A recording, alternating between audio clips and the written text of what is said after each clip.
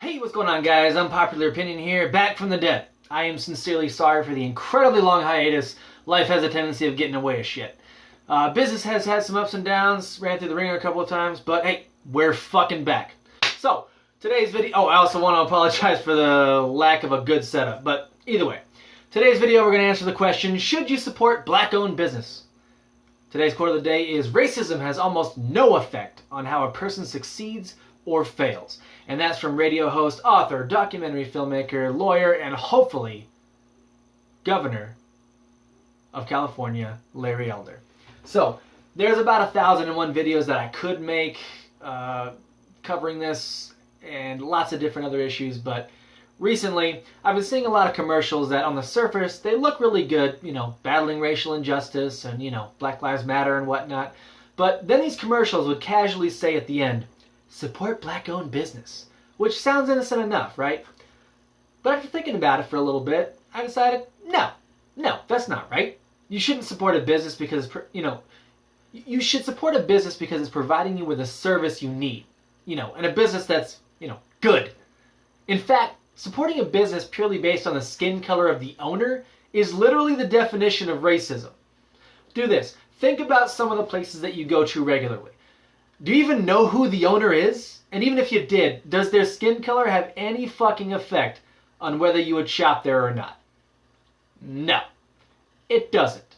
But see, this is what the left does. It creates a narrative and takes on a perspective that is just, it's so ridiculously illogical that anyone with 2 brain cells could see exactly what's going on. You know, these businesses that have a central message of inclusion with a focus on diversity are actually doing quite a bit of harm. See, you should hire people based off of their skills, you know, their experience, their attitude, you know, things like that. As an entrepreneur, all I give a fuck about is that you can do the goddamn job. But see, the left have built up this cartoonish narrative that, you know, all white people are just evil racists. You know, they see black people and they just start foaming at the mouth. And even worse, if you have a couple of black friends, they're not real. No, it's just a cover. See, because you're actually a deep-seated racist and you're using, you know, black friends as an even larger cover. You know, like this conspiracy theory type shit. Like, you know, if someone really didn't like black people, why the fuck would you voluntarily have them as your friends? It makes no sense. And it's actually a fucking insult to the many friends that I care deeply about that happen to be black. But, back to business. If you look at demographics, the black population makes up roughly 13 to 14% of the population of the United States. So proportionally, with all things being equal, you would expect to see 13 to 14% black employees in most institutions. Because if you only have 13% to go around, to pull from, logically there's not enough to staff every company with more than 13%. Like, what fucking math are you doing? Now, granted, this is ignoring a lot of factors such as the fact that, you know, not all people live in one area with equal proportion. You know, there's a lot more black people living in Washington, D.C., for example, than in rural Minnesota. But, you know, the crazy part is that people look at data and they make these wild assumptions based off of feelings and nothing more, even though, you know, the left is supposed to be advocates of science. In these cases, there's you know, blind spots. They'll see that a company only has 13% black employees. Must be racism. Or maybe there's only 13% of the population that's fucking black. See, the math don't work with what you're trying to accomplish. People make claims like, you know, black people aren't represented enough in politics. You know, there's only 55 black House members out of 435. Yeah, you know what percent that is? It's gonna shock you.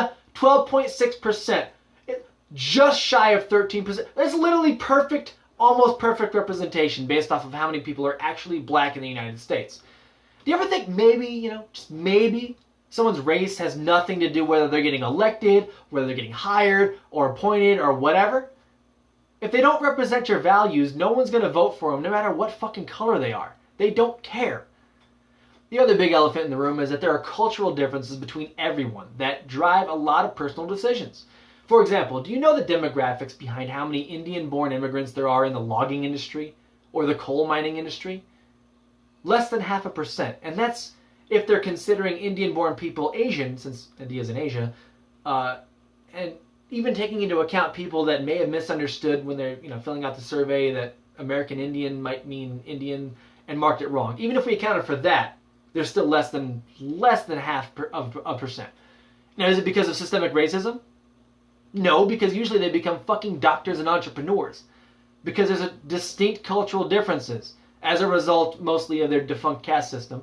But they don't come here to be garbage. The people that come here from India are very successful people, as all the statistics show with immense clarity, which is a testament to why they call it the land of opportunity. See, culture drives a lot of behavior. If your culture doesn't value positive things, family units, personal responsibility, education, and they favor negative values like, street cred, narcissism, violence, you're going to have negative results. This isn't rocket science. So this affects everything from the hiring process to job performance to your general likability. I don't know if that's really a word, but you get the idea. What I'm trying to demonstrate with this point is that people get hired to work for companies for thousands of different reasons. People also don't get hired to work for companies for 1,000 more reasons, none of which need to be racially motivated to be a reason not to hire someone. It could be that you have no experience, you have no education, you were late to the interview, you bombed the interview, your references didn't check out, you seemed like a risk based off of your last job, your Facebook posts are weird, crazy, and they don't want to deal with your drama.